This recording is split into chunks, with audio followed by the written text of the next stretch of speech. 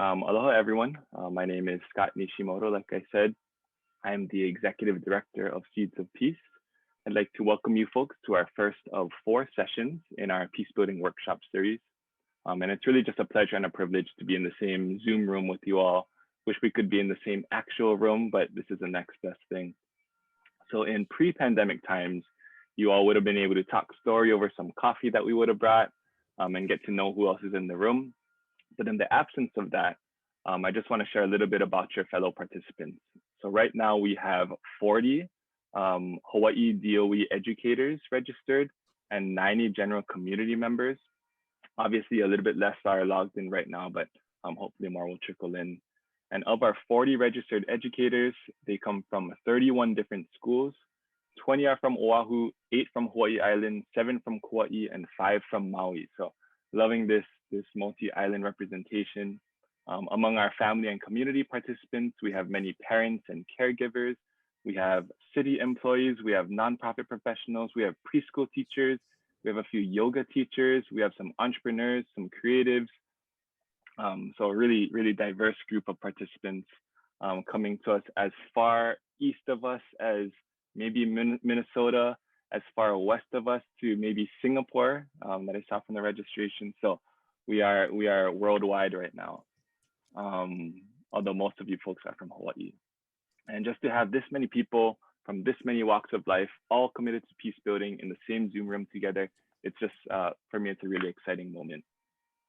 So really quickly, and Carrie and Maya will go over this more in depth, but our mission at Seeds is to raise peace building leaders. And through workshops like these, through youth workshops, through trauma sensitive training, through facilitated conversations, we are committed to wrapping our youth and the rest of our community in peace building practices. And we couldn't do that without the community support that we receive. So I really need to thank the Nale Aloha Foundation and the H.T. Hayashi Foundation. They have funded this workshop and they fund a lot of the work that we do. We're also supported by our team of facilitators who you'll meet a little bit later. But maybe most importantly, right now, we exist because of our co-founders, Dr. Carrie Rosevich and Dr. Maya Sutoro. So before I hand the floor to them, over the next hour, I'd like to quickly introduce them. And these intros never really do them justice, but here it is. So Dr. Carrie Rosevich is the lead for network design and innovation for Hawaii's Early Childhood Action Strategy. That's a cross-sector collective impact effort to improve the system of care for Hawaii's youngest children and families. She previously served within the Executive Office on Early Learning under Governors Ige and Governor Ige and Governor Abercrombie. Over the last 25 years, Carrie's work has been rooted in conflict resolution, peace building, policy, and violence prevention. Carrie is a member of the Omidyar Fellows Leadership Program and serves as a board member to Hawaii Appleseed and Epic Ohana. She's also an appointed board member on Hawaii's Early Intervention Coordinating Council and Hawaii State Early Learning Board. Carrie received her PhD in political science with a specialization in conflict resolution and systems design from the University of Hawaii at Manoa, a master's degree in international policy from the Monterey Institute of International Studies, and a graduate certificate in nonprofit management. She is also a parent of 3 children who ground her in all of her work. Now Maya, Dr. Maya, serves as a consultant to the Obama Foundation, working closely with their international team to develop programming in the Asia Pacific region. In addition to her work with the Obama Foundation, she serves as a faculty member at the Matsunaga Institute at UH Manoa. She was awarded a master's degree in secondary education from NYU's College of Ed and a PhD in multicultural education from UH. For many years, she worked at the UH College of Education, where she taught multicultural education, social studies methods, and peace education. Maya has also published a number of book contributions, as well as a picture book entitled Ladder to the Moon, which happens to be one of my daughter's favorite books. Maya also sits on many voluntary boards and is the co-founder of the Institute for Climate and Peace and the Peace Studio, in addition to Seeds of Peace. Whew, okay, so they've obviously accomplished a lot. Without further ado, I'd like to welcome Seeds of Peace co-founders, Dr. Carrie Rosevich and Dr. Maya Sutoro. Go ahead. Thank you, Scott, and aloha kakiaka, and good morning, everybody. It's wonderful to see all of you here, old friends and new friends, and how exciting that we have friends from across the oceans joining us today. We're going to start with a welcome. So we're just so honored to welcome you all here for our 2021 Seeds of Peace workshop series. This is our 10th year conducting workshops, and we're excited to see the momentum and the commitments to cultivating peaceful and just communities continue to grow. Take a moment right now to allow yourself to fully arrive. Allow the dust to settle in your mind. Bring your attention to your body, your breath, this present moment. You have arrived. Welcome. We welcome your excitement and your trepidation, your clear inquiries and big question mark faces. We welcome your wide eyes and open hearts right alongside your side eyes and cynicism and skepticism. You are welcome here. Your culture is welcome, your ethnic origin is welcome, your race, your skin hue, accent, food preferences, and all of the complexities that make up your cultural identity are welcome here. The histories, her stories, and experiences of your ancestors are honored and welcomed. We welcome you with all of the connections you bring in with you to the children in your lives, your partners, siblings, parents, the animals in your lives, and other loved ones in your communities. You are welcome here. We welcome your spiritual practice, your religious affiliation, your spiritual walk. However you hold that aspect of your life is welcomed. Your love is welcomed here. How you love, who you love, and your understanding of what love is are all welcome. We welcome you in all of the ways your sexuality has and is unfolding. We welcome you in all of the ways your gender has and is unfolding. We welcome you in your ignorance. We welcome you in your privilege. We welcome you in your grief. We welcome you in your guilt and shame. You are all welcome here. Your quirks and ambiguities are welcome. We welcome your humor and we welcome your silent contemplation. We welcome the parts of yourself that you're still figuring out.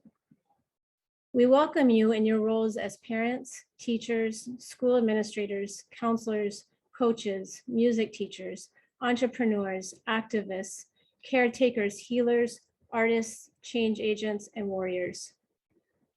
We welcome you at whatever level of mental and physical wellness you are currently functioning. We welcome your introversion and your extroversion. We welcome all of the experiences that led you to this very moment. Thank you for surviving. Thank you for bringing your ancestors with you. We welcome them also. We welcome your sacred connections to the lands on which you were conceived, the lands that hosted your births, and the lands of your ancestors. The lands that we are standing upon and all of the life that came before us, the animals, the indigenous peoples of this land, our Native Hawaiian friends, family, neighbors, and colleagues. We welcome you to this land here, where we have prepped the soil for you to sow the seeds of your peace-building leadership. Let your roots sink into the nutrient-dense soil, intertwining with the roots of everyone else here across these screens as we collectively build our capacity to lead change. Settle in and welcome. Maya, I'll turn it over to you. Mahalo, Carrie. I do feel welcomed, and I'm so appreciative of those words and the spirit in which they were read and undertaken. I am super excited to be with all of you today. I think that this is one of my favorite days of the year because I get to see all of this beautiful, bountiful community that is around me and to feel your power, your grace, your intention. We hope that after today, you will be more confident in implementing all of your skills, your courage, your networks, your ideas, your imaginations in the service of peace building leadership that you will grow.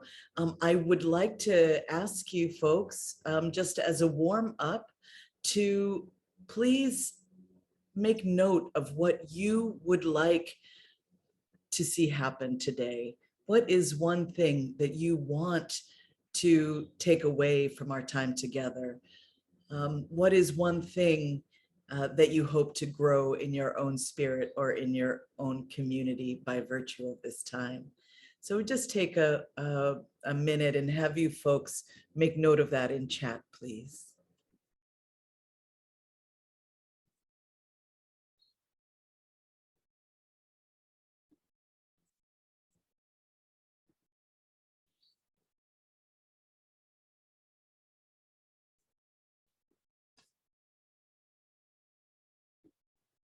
And of course, there are no wrong answers for that. We just want to know more of what is in your heart and mind and spirit, and also how we can better serve you as friends.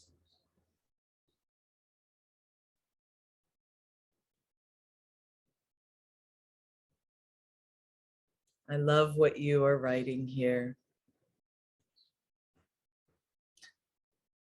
Amana ua noa mahalo, great way to unite, continuous hopeful conversation, inspiration, connection, cultural maturity, renewed passion, and excitement to enact change, opportunities to grow and learn, courage and direction for action, opening dialogues, learning, and learning, unity and kindness, deeper sense of awareness, clarity through peace and compassion, an action plan, time for reflection, building strength from loving place, connection with others as inspiration to use my gift to help others, building positive relationships on campus.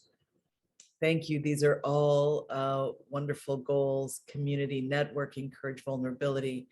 And I hope that we will come closer, at least, to holding those outcomes in our hands by the day's end. I'd like to pass it on now, and please do keep reading in the chat each other's responses. But Carrie, back to you. Sure, thank you, Maya. Jose, next slide, please. So just to ground us and remind us that peace building is intentional, it's hard, and it's joyful. It's also quiet and it's loud. And so we're going to explore these concepts as we go along today. Next slide. Our mission for Seeds of Peace is we're a 360-degree approach to raising peace-building leaders. We support and build bridges between families, community members, and educators to share resources and develop action plans to strengthen our communities and improve our children's lives.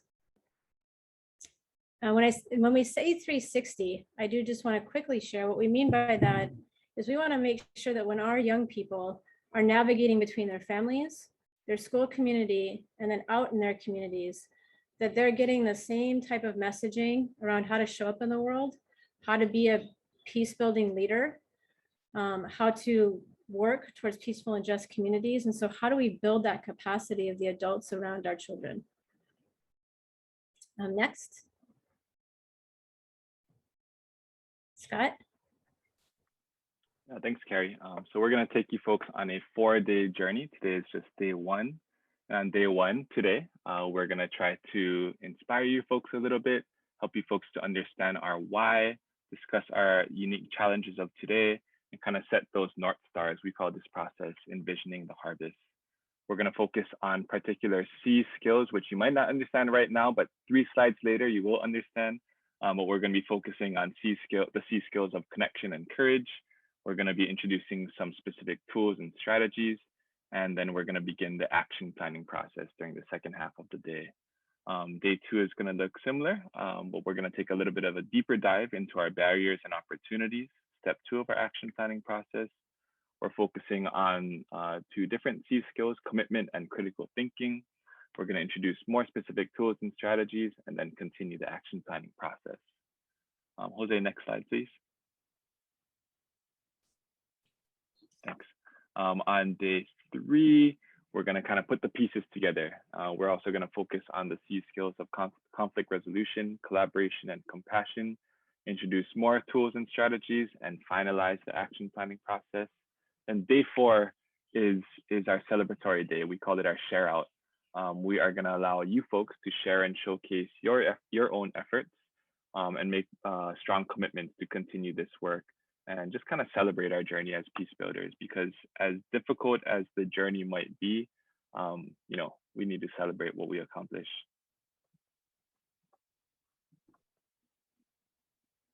Mahalo, and we've already spoken quite a bit about the goals, but just want to emphasize so that you can center these things intentionally in your spirit and your na'au as you are with us today, that the idea here is to inspire not only a hopeful mindset, which will build our resilience, but also action. And it's also really important to us that we bring together school, family, community, to learn strategies to support youth and to bring together youth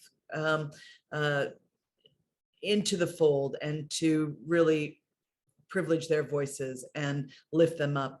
And then ultimately, the idea is to reframe whatever you're doing in the way of work, vocation, or avocation as peace building, and to think about your peace building identity. And a lot of that is aided by the sort of backwards mapping action planning process that will enable you to not only carry a vision of a change that you would like to see, an impact you'd like to make, but also then really thoughtfully and pragmatically backward map it to take those steps through the acquisition of concrete tools.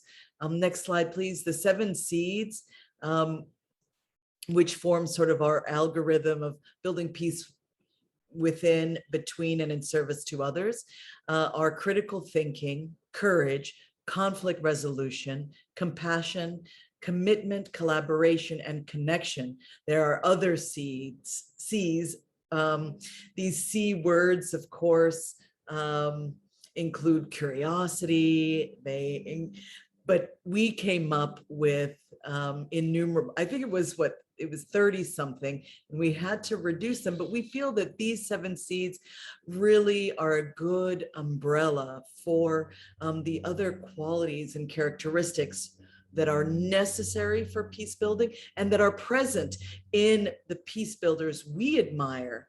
And the idea is to ensure that all of these seeds are being nourished, watered, and allowed to blossom simultaneously. If you have courage, you also need the compassion to implement things that are kind. If you have compassion, you also need the courage to step out and to ensure that your compassion isn't simply resting in your own soul. Next slide, please. We really approach this in a 360-degree fashion because we see that there is shared responsibility, and the collaborative potential in shared endeavor allows for greater outcomes and more enduring peace. So we really bring together the home spaces, caretakers, parents, siblings, grandparents, aunties, uncles, and more. Ohana, of course, here in Hawaii is defined very broadly, and we bring those people, those leaders together with school leaders like teachers, counselors, administrators, and school staff, along with community leaders, for instance, human service providers, faith leaders, police officers, medical professionals, coaches, community organizations, and more. And in so doing, we create a culture that is synergistic, that is connected, that is mutually supportive in the service of peace building for our keiki, for next generations, and for beloved community. Carrie, back to you. Next slide. Thanks, Maya. So Ceeds, Jose, next slide, please. Okay, thank you.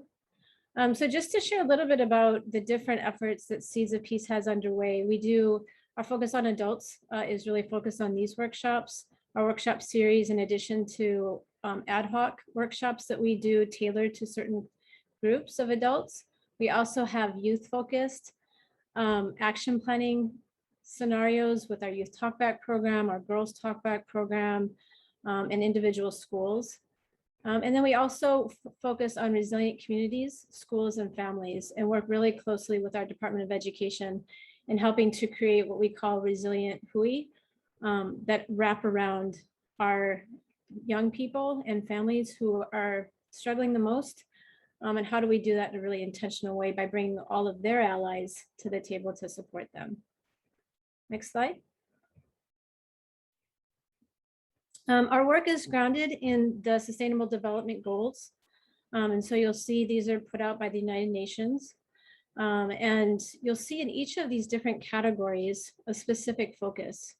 And when we think about the ecosystem of all of these different priorities, this is what it's going to take to really have true, peaceful, and just communities. And so our action plans that come out of our Seeds of Peace workshops are all focused on one of these areas. And it's a really nice menu for our young people when they're doing their own action plans, as well as our adults. It's also something we should be thinking about in our curriculum, is are we including each of these different components in our curricula? Next slide. When do we start planting the seeds? Right in prenatal. It starts with the relationships around a baby who's still in utero. And then at birth, I think this is such a compelling visual.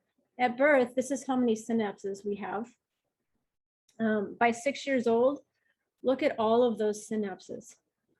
That period of time between birth and age 6 is such a critical time for early brain development.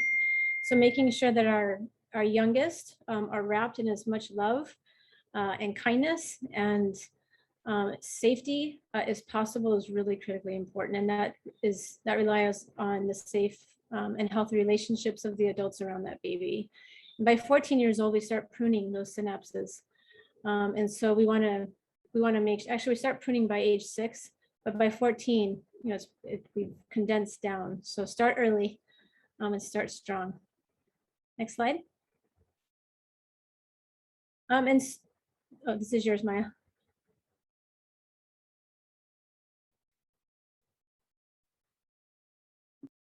In all of this work, we are looking at social emotional development. And here in Hawaii, we have a lot of culturally grounded social emotional programs, that bring together intergenerational duet of kupuna, the elders, with keiki, the youth. We have lots of connection with Aina, with the land, but we also have access, and we have people here who are present from all over the world, to so many powerful programs, tools, concepts, and ideas now that are online. And so part of what we want to do is to give you the opportunity to share in those tools and to think about proactively creating a healthy environment for learning, for growth, and for leadership in your children and all who are around you.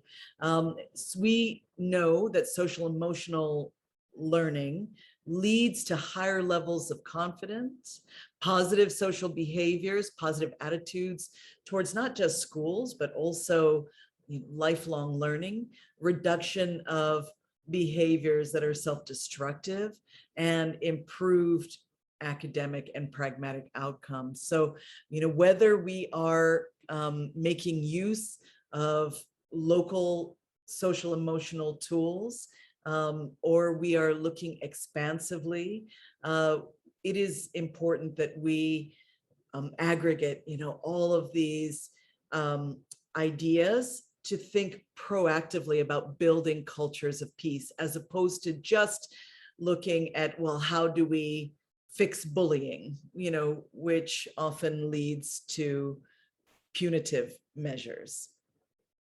Next slide, please. We are facing a time of great challenge. Obviously, we need not enumerate all of them. We feel some of that anxiety that has come from hate crimes, from the increase in visible brutality against many people of color. Anti-Asian hate crimes have increased by nearly 150% during this pandemic. And, hate crimes in general have risen to their highest levels in a decade. We are facing a lot of violence and even murder. And of course, the pandemic has distanced us from one another in many ways, has led to mental health challenges. We are seeing young people who are facing crisis, their anxieties being nourished by a lack of contact with one another, and those feelings of separation from loved ones, from elders. So we are seeing mental health related emergency room visits up 31%. And there's, of course, the fires and the floods and all of the climate crisis exacerbating that. And throughout, so much political division at local and national and international levels. So we don't have that sort of sense of cohesive culture and community. So there's much that we need to do. Carrie, can you share, what can we do? Next slide, please. Next slide, please. So what can we do? First, I just want to also highlight, it's in times like this, right, where we're feeling a sense of chaos, where transformation, those doors and those windows of opportunity arise, where we have real opportunity to make change. I think there's been a lot of courageous people across the nation and across the world who have brought up and brought up the issues that we're all facing. They're bubbling to the surface. Use this time to have those conversations. Use this time to build relationships. Use this time to change policy and procedures and the ways that we do our work. So we connect with one another, we create platforms for our children to share with and support one another, and we collaboratively problem solve. And we also help both the adults and our children develop the courage to be an upstander and to take action. I can't think of a time in my lifetime where it's never been more important than right now. Next slide. So we're going to take a look at one way and one strategy and one tool that we can all use to strengthen our connections. And I just want to make one more comment before we start. We want to make sure that our young people feel connected to themselves first and foremost, that they're feeling connected to their families, that they're feeling, and if they're not feeling connected to their families, that they feel connected to their school community and to other allies in their community. And so with that, Jose, play away.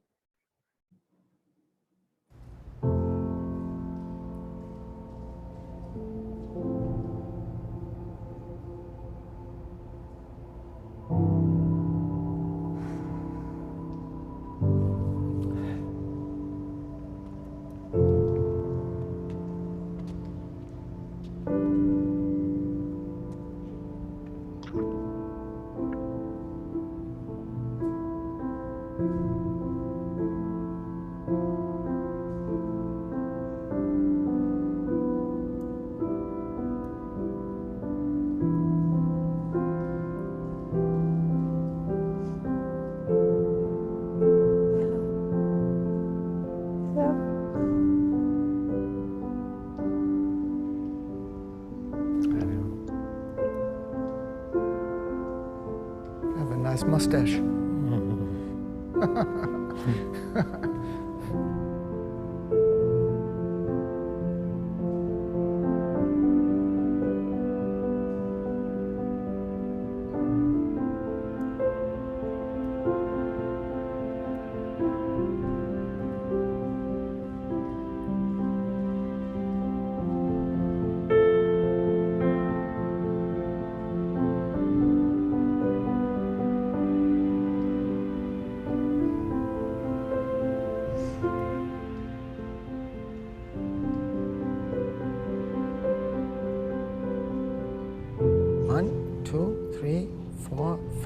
6, 5. I mean 6, 5.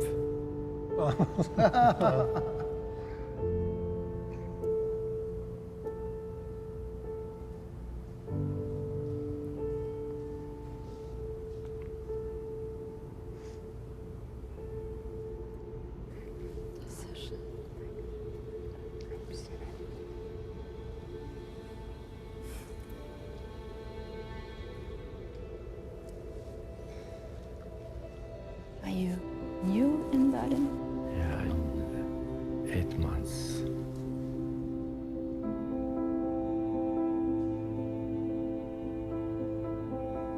And are you alone here or with your family? No, I don't. This life, sometime nice, sometime not good.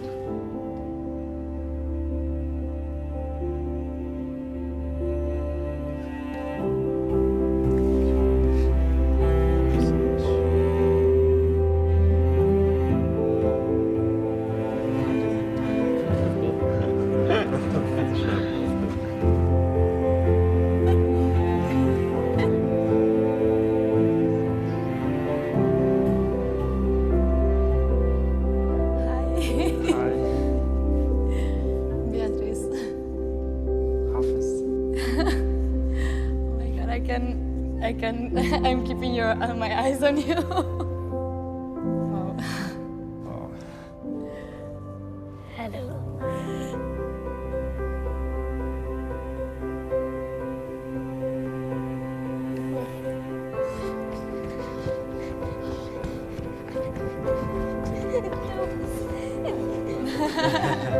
I expect him to ask my number. Be a strong man. Thank you so much.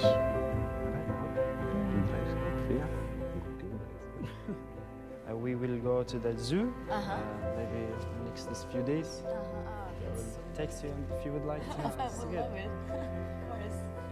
You can do it. When I was looking into her eyes, I was trying to see what I could tell from the life that she lived, and I think I could tell that there was a lot of experience lived there. It doesn't matter, look at the eyes or something, just give yourself a chance to talk and to look at the other person.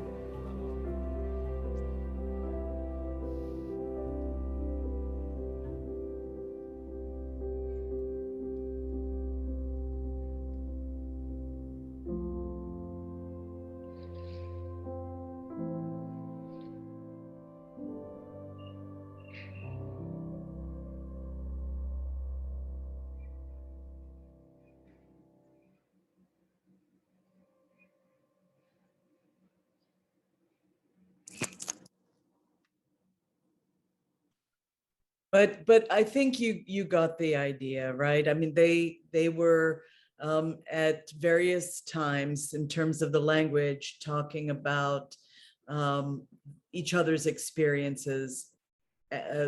One European woman said, you know, you must miss your family, and they were making plans to be together. They were creating the space to reduce fear, to listen deeply for the truth behind the eyes and also behind words.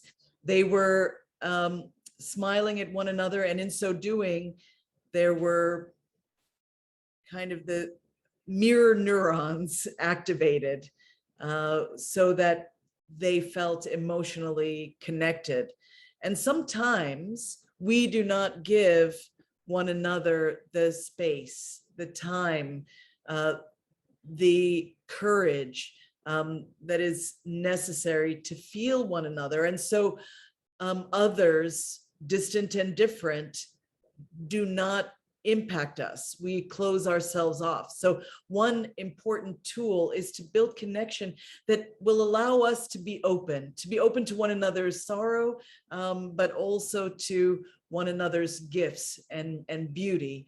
And the idea is that real connection requires some discomfort sometimes, some bravery. It requires that we set down the idea of how we want to come across and simply allow ourselves to be present fully, mindfully with one another, without a lot of self-editing and without anticipation, but really with an openness that will enable most anything to happen in the way of friendship, collaboration, and love. So this next slide is restorative practices, and that kind of deep listening and connection are so critical for restorative practices. Restorative practices, of course, focus on relationships and building community. There are many kinds of restorative practices. This is basically an approach to justice that focuses on the needs of all in the community, and doesn't break people down into simply victims and offenders, but allows everyone to be part of the family and community. And instead of satisfying abstract principles or punishing offenders, restorative practices eliminate sort of zero tolerance perspectives and focus on harmony. Especially for minor offenses, the idea is, how do we move forward? How does that person give back? How does that person enliven their participation and their sense of responsibility? Or here in Hawaii, we say kuleana. There are many kinds of restorative practices. Many of them are culturally specific, like ho'oponopono, and not everyone has the right or the ability to engage those. But all of us have the ability to come together in circle and to have that attitude that enables, and the process as well, that enables victims to take an active role and offenders to take responsibility, to repair harm, to apologize, to forgive, to return what was lost, or through community service, build something new that is powerful. So restorative practices provides real justice for victims and helps offenders to avoid future offenses, and builds that beloved community through dialogue that is facilitated safely. And it really does show the highest rates of satisfaction for victims and accountability for offenders. So this is something that we encourage instead of practices like suspension or other punitive practices in schools, so that everyone can grow their peace building and leadership capacity. Next slide, please.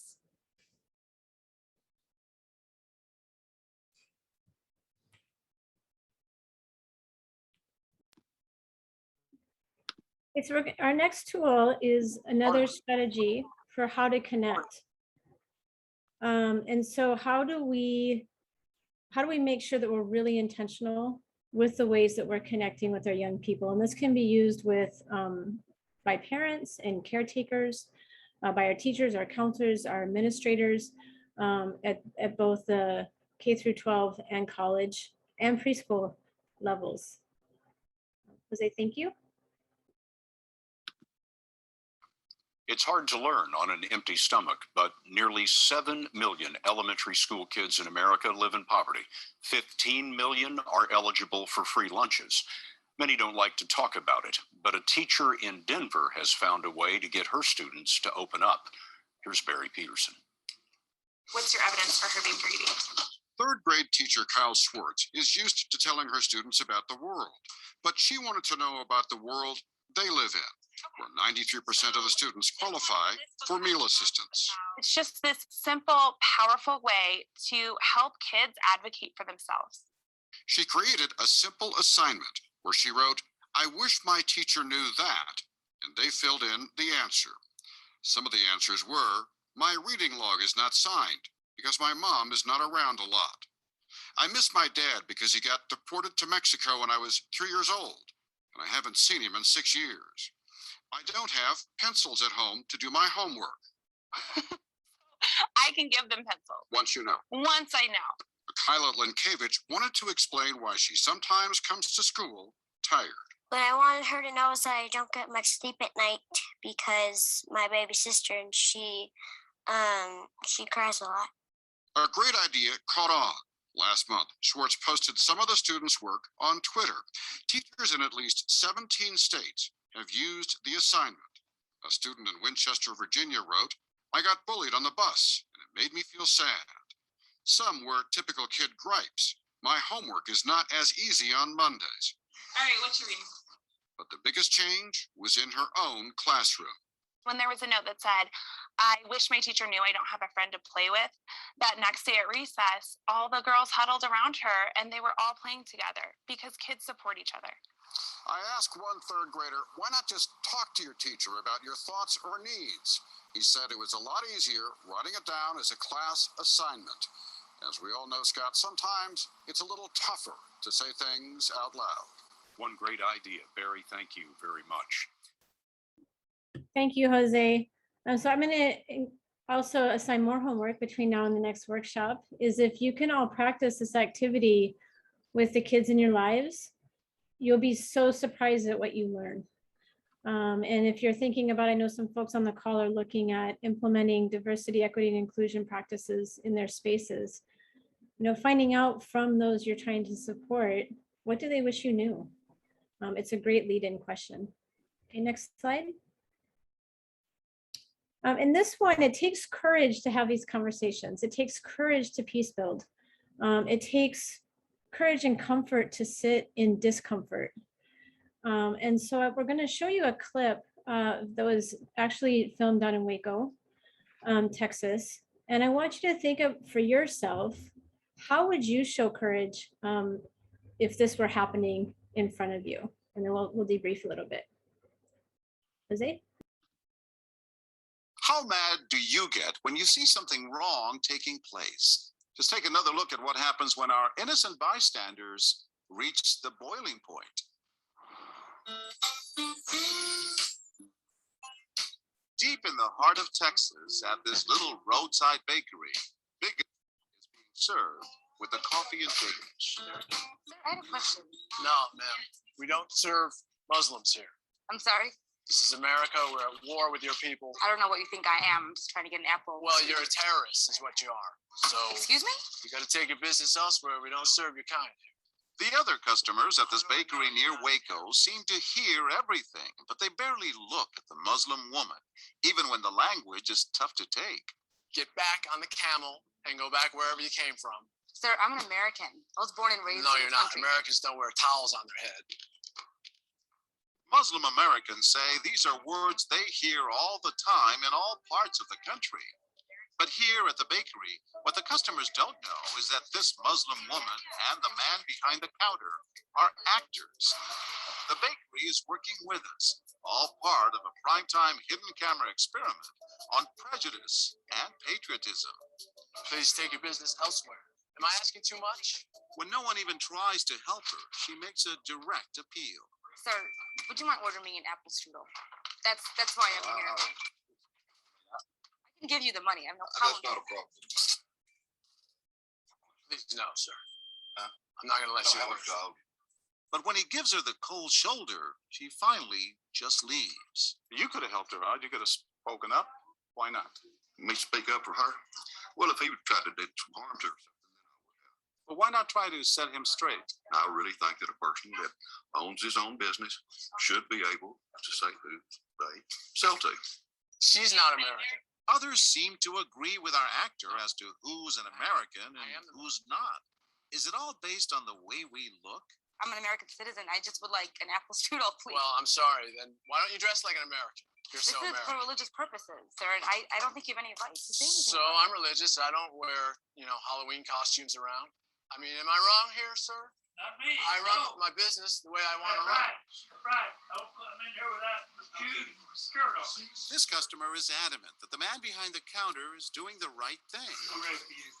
But the fact is, it's against the law to deny service to someone based on their race or religion. My name is John Quinones, and I'm with ABC News. What did you think of what you heard here? I didn't hear anything racist. He told her he wouldn't serve her. Well, he can say he wouldn't serve you if you come in here barefooted without a shirt on. But she wasn't barefoot or without a shirt on. Well, she wasn't dressed right. What do you mean? If I was running a place, I'd do the same thing. You wouldn't let Muslims shop at your store? I sure wouldn't. We never expected customers to be so candid.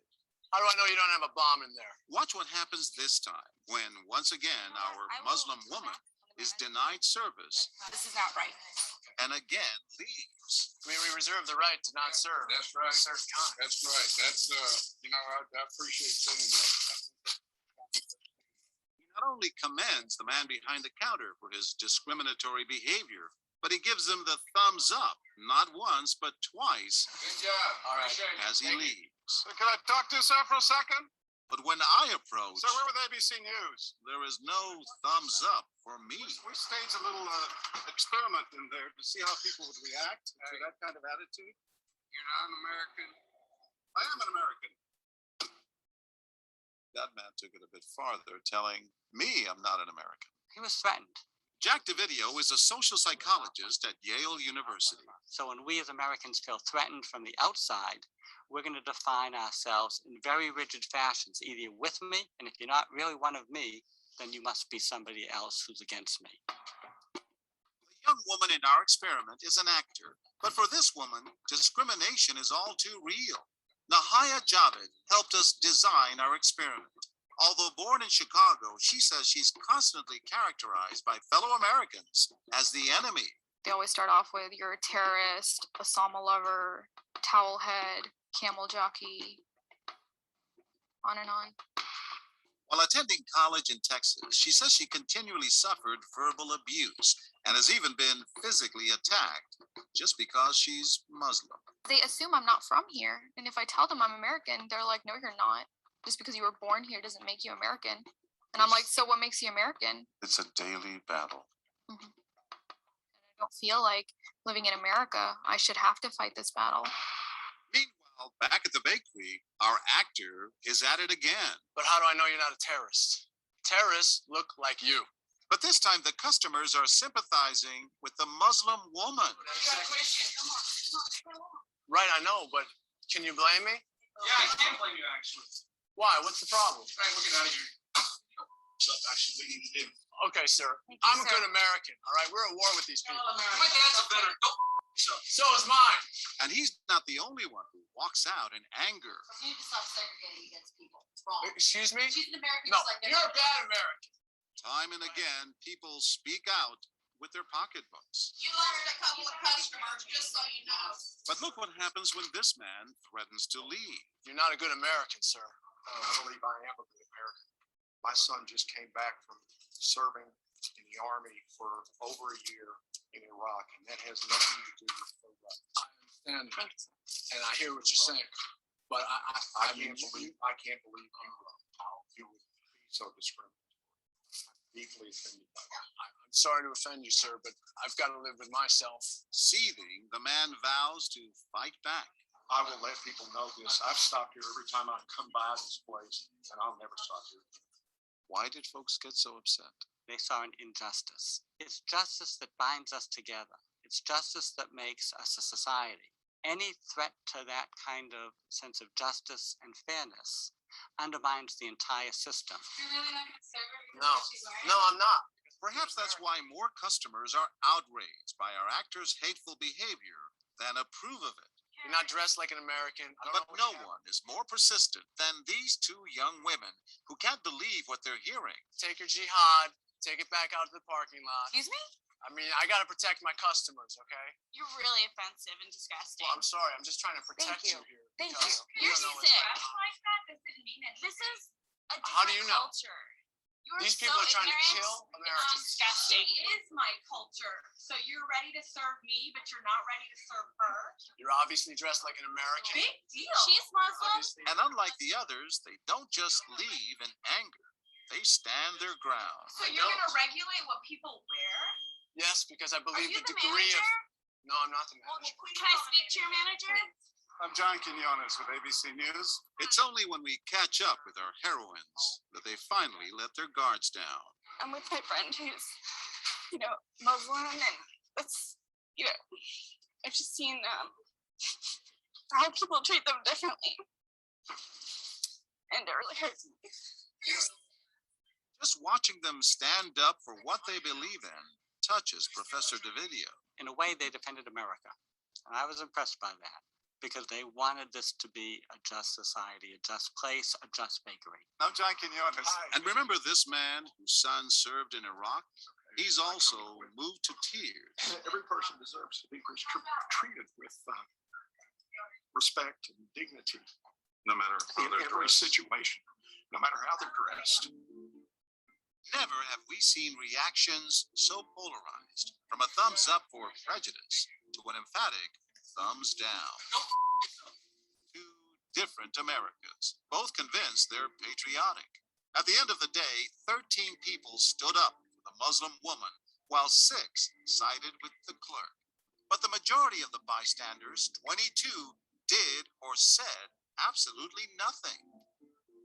That's what's most frightening to Muslims like Nahaya, who was watching our experiment. In fact, so frightening that they often avoid going out by themselves. It's really sad because I'm old enough to be able to do things by myself. I shouldn't need a chaperone all the time.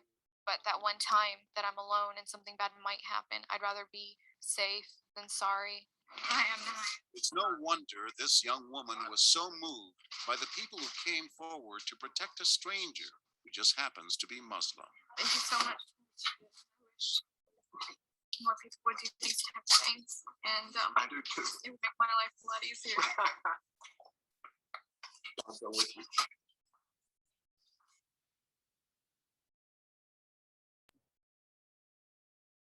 Thank you, Jose. Yes, Pohai, don't we love our youth? You get when you see something. They have by far have so much courage. And I think that the takeaway for us that we want you to think about for this particular situation, because this othering happens in so many different ways across our communities. And so the question for all of us is, how do we activate our courage? And it could be through direct engagement. It could be through use of media. It could be through one-on-one conversations. It could be just standing next to somebody to ally with them. So we need to discover what our own courage, what our own courageous actions are, and where we feel comfortable, because it takes all of that. Sometimes it isn't in the best interest to directly engage. So kind of having your little toolkit that when you see an injustice like that happening, what are you going to use to interrupt it? Maya, you're up. Thank you. I want to just briefly introduce the action planning process. Next slide, please. And of course, your facilitators will go over it with greater depth later. But I just wanted to say that it's really important to us that we first envision the harvest. We cannot really create and succeed without being able to give full texture, sight, sound, smell, taste to our vision of community and of change. So this imagining is really important. It's something that you should take your time on, and then we we prepare the soil, we remove barriers, we think about who are going to be there to help us to plant the seeds. What are the conditions in terms of sunlight and water, and that will enable real growth. It is about preparing our community, bringing people who will be thought partners, but also put in energy and time.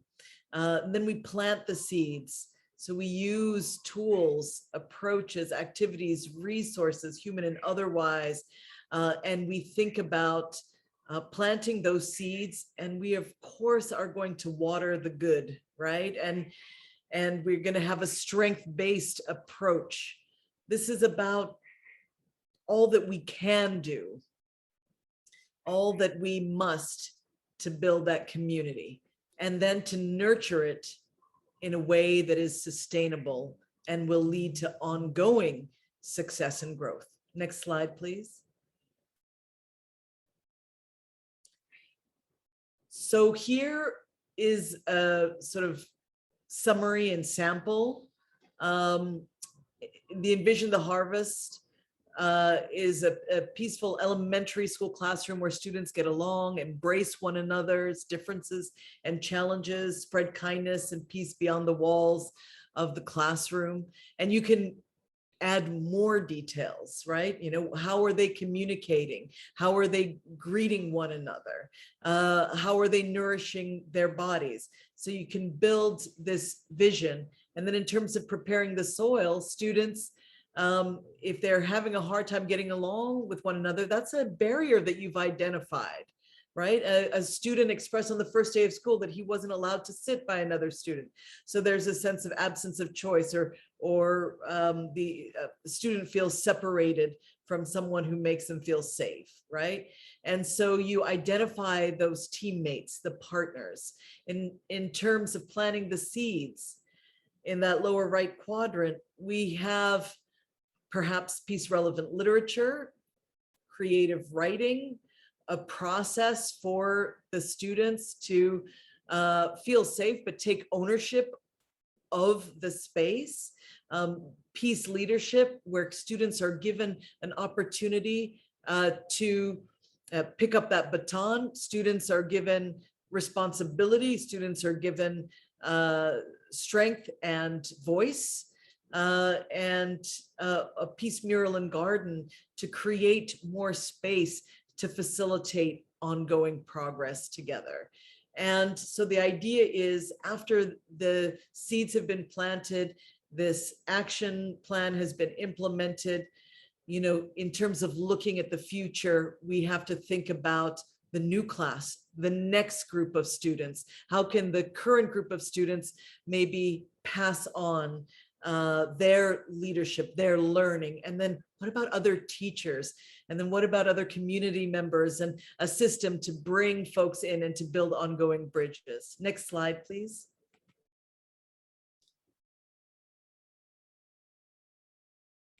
The hope is that each of you begins to see those spaces of need in your own lives, but also your own resources, internal and external, in new ways. Here's some sample action planning ideas that we randomly selected. Family reset plan, which might include building out communication at the dinner table with rose and thorns, or pohaku bowl, when someone in the family has something that they want to talk about. Creating alliances so that we can be upstanders for folks who feel vulnerable. Creating connection and restoring health and wellness to land, thinking about our environmental impacts and climate justice, and then movement building with March for Our Lives named here as an example. Thank you. Next slide, please. Okay, and just real quick, and I'll actually have our facilitators share more about the toolkit. We have a toolkit with over 750 resources that we encourage you, as you're going through your action planning process, to access, particularly when you're looking at planting the seeds. You'll see a lot of different opportunities in here that are organized by the seed and by age. And you'll see also examples of action plans. Thank you, Scott. Jose, next slide, please. Okay, and this would not be a Seeds of Peace workshop if we did not wrap up our portion without a kid president message. And so we are going to show this video, and then we will pass it on to Scott to introduce our guest speakers and our community leaders for today. There's a lot that the kids need to know. A letter to a person on their first day here. Today, over 360,000 babies will be born, and you are one of them. Welcome, this is the world. It's a pretty cool place. There's lots to see, smell. There's corn dogs. I'm getting ahead of myself. There's just so much to do. Singing. Dancing. Oh, and laughing. Laughing's the best. It's especially great when you laugh and milk comes out of your nose. But only if you just have milk. Otherwise, it's just gross. Some days gross things will happen. Some days awesome things will happen. Some days you'll get ice cream. Some days you won't. Some days your kite will fly high. Some days it gets stuck in the tree. It's just how it is here. There's plenty of reasons to dance. You just gotta look for them. Don't worry though, you won't be doing this alone. You're going to meet lots of people here. Some of them will be really nice and some won't be. It's not that they can't be, it's just, maybe they're just having a bad day. Being a person is hard sometimes. You should give people high fives just for getting out of bed. Oh, high fives, I forgot to explain that. How do I explain this? It's kind of, high fives are like hitting someone who is your friend. That's really bad. Just treat everybody like it's their birthday. Even if they don't deserve it. Because we all mess up sometimes. The biggest mess up, not forgiving each other's mess ups. Maybe you'll be a teacher. Maybe you'll be president. Maybe you'll cure every disease ever. You might even see the Grand Canyon, swim in the ocean. Oh, this is so much. It's a lot. Try this. Take a breath. Isn't that amazing? It's called breathing. You're going to do it a lot. Nobody knows exactly how much. So enjoy it. Pay attention. Take brain pictures. Because amazing things will happen every day. You're going to do so much. But it's not about what you do. It's about who you are. You're awesome. You're made that way. You're made from love, to be loved, to spread love. Love is always louder, no matter what. Even if hate has a bullhorn, love is louder. So let your life be loud. Let's shout to the world. Things can be better. It's okay about all the mess ups. We're not true. Sorry, I'm just keep bringing that up. I don't think I told you this yet. We're really glad you're here. We don't say that enough to each other here because, well, life gets busy. You're going to be important and you're going to do a lot and you're going to smell great, but don't get too busy. Remember to let everybody know you're glad they're here. You don't have to remember all this right now. You're going to need a pep talk sometimes, and that's okay. Now, remember this. You're awake, you're awesome, live like it.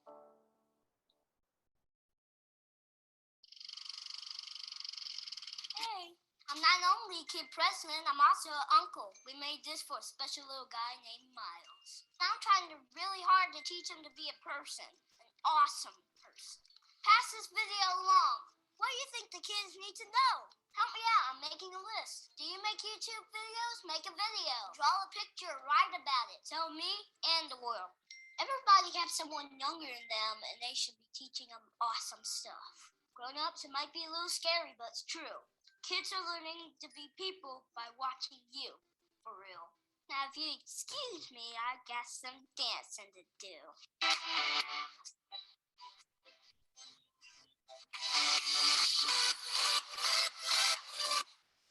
So pancake, subscribe. Pass this video along. Give more people a reason to dance. Thank you, Jose.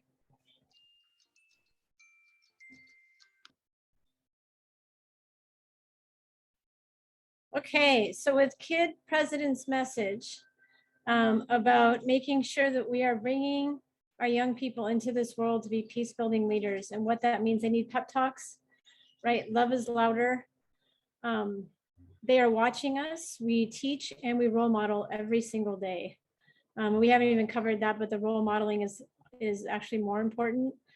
So how we show up is really important, and we're excited that today you get to hear from community leaders that do show up in our communities in all the right ways, both for the people around them and our young people. So with that, I'll turn it over to Scott.